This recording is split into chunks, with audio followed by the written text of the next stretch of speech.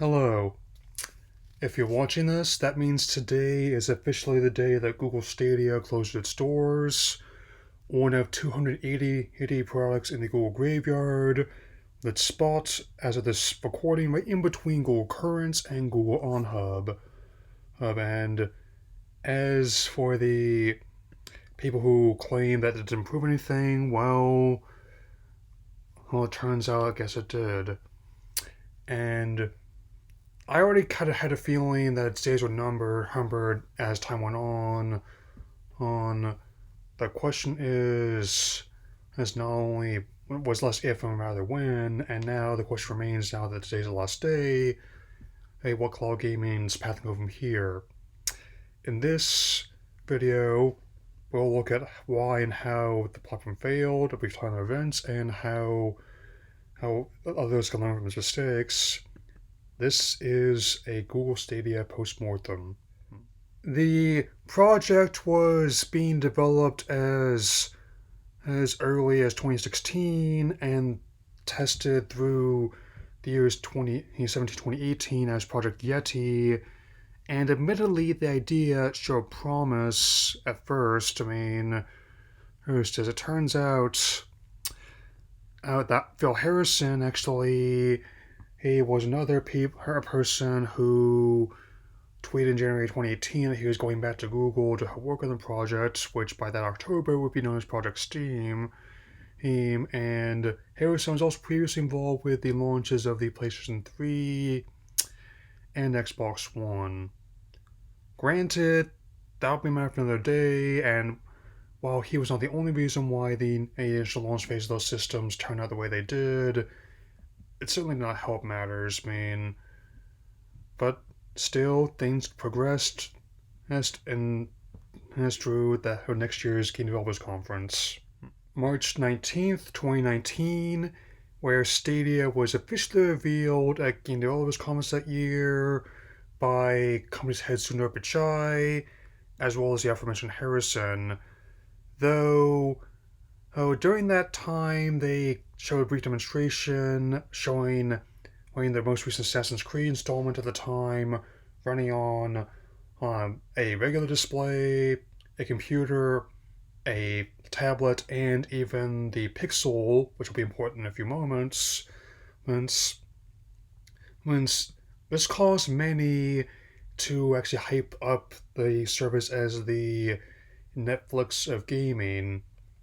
As we discover, it didn't even become the Pluto TV of gaming. And that's coming from someone who likes Pluto TV, for the record. June 6, 2019. The last E3 held before time long ago, and even with Sony sitting out the show in favor of their own state of play, Microsoft and Nintendo were more than capable of filling that void. However, this saw a new challenger, Google, enter the space, with the service being announced with the Founders Edition at $129 in US money, as well as the monthly Stadia Pro service, which gave you a handful of free games.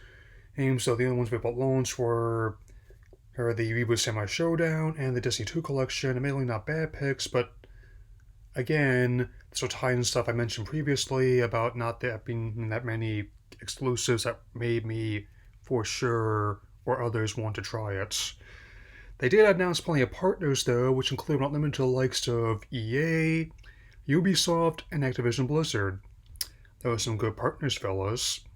It'd be a shame if anything happened to them if they were involved in any controversies. And November 19th, 2019, the service officially launched to admittedly mixed reception.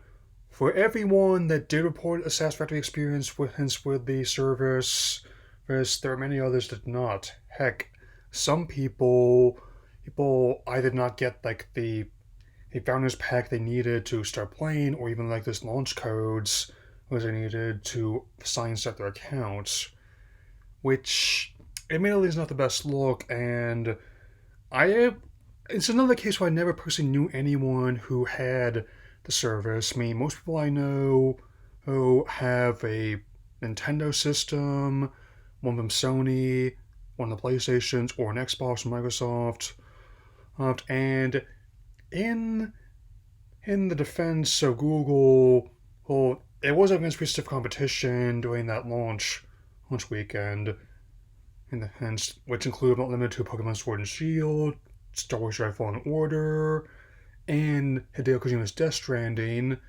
Like, while the second one eventually came to service, that was basically out after everyone else had it.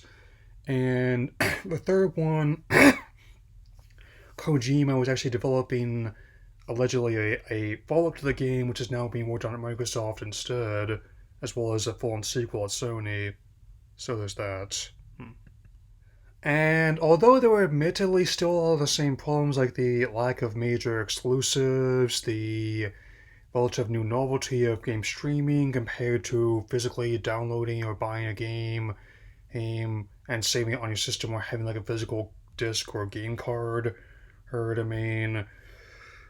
if all went well, and the following year 2020, they could have potentially pulled through.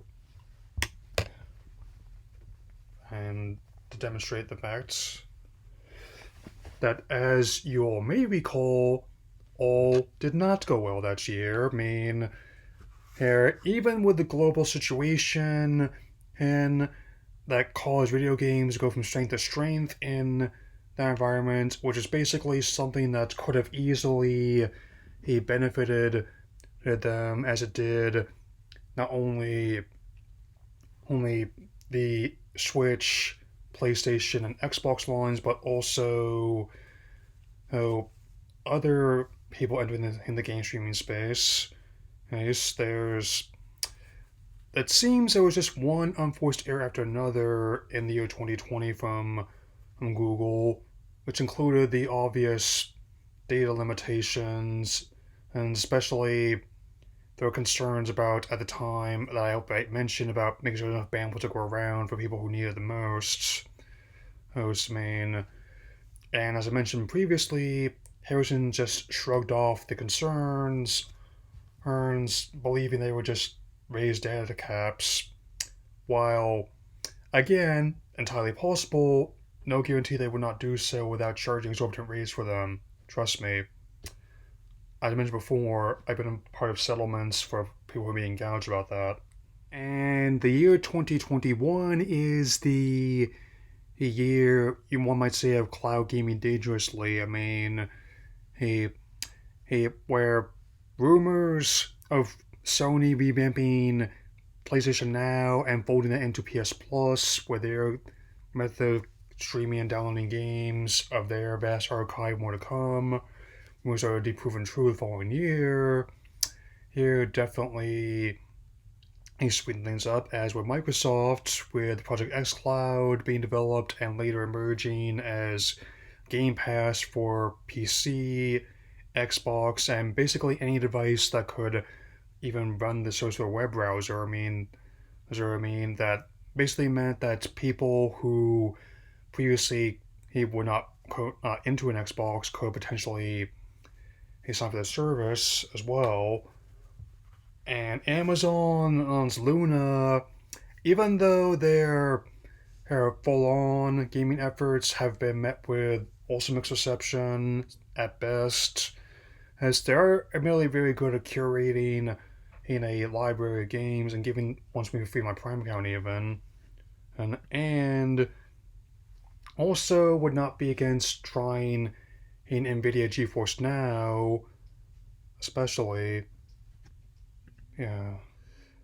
And despite the best efforts to try and turn things around, the initial bad first impression when they got from the service was one that they were never able to escape, so much so that there was no second impression for a great many people. In fact, as someone who didn't really have many games I was interested in apart from Guild that I know for sure could not get on any other platform or on PC, that I was not a bit surprised when they announced a shutdown on September 29th, 2022, which blindsided hated the developers who were making games as a service, and my favorite response had to be from PlayOn, the developers of Hot Wheels Unleashed, which is actually a pretty fun racing game based on the beloved Hot Wheels model cars,